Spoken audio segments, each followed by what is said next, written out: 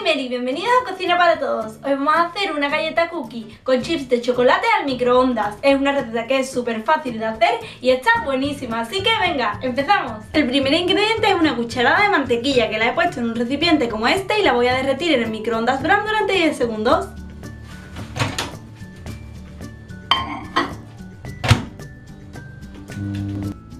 Una vez derretida se le añade una cucharada de azúcar granulado y una cucharada de azúcar moreno, que si no tenéis podéis sustituirlo por otra cucharada de azúcar blanco. Y pasamos a mezclarlo.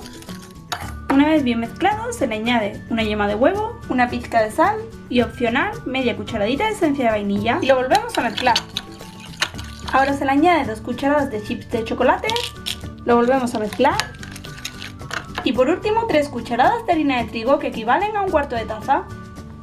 Y mezclamos por última vez. Y ya voy a pasarlo a un recipiente de cerámica, aunque también podéis ponerlo en una taza. Y ya está listo para hacerlo en el microondas. En el caso de este microondas Brown, hay que ponerlo durante 60 segundos a máxima potencia.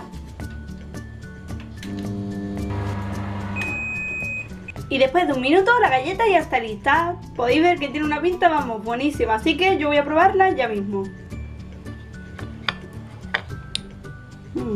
Si os ha gustado esta receta, os invito a que le deis a me gusta, a que os suscribáis a mi canal si no lo habéis hecho y que me sigáis en las redes sociales, que las tenéis abajo en la descripción.